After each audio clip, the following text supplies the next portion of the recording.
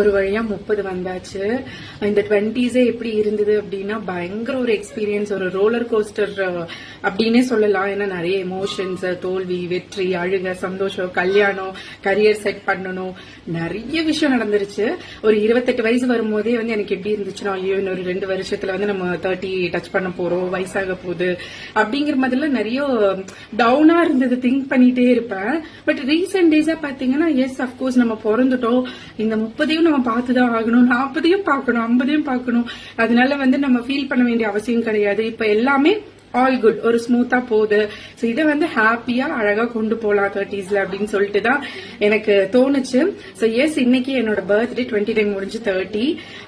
நீங்க என்னை விட வயசுல பெரியவங்களா இருக்கீங்க அப்படின்னா என்ன பிளஸ் பண்ணுங்க. என்னோட வயசு இல்ல என்னோட சின்னதா இருக்கீங்க அப்படின்னா எனக்கு விஷ் பண்ணுங்க. And thank you so much for watching my video.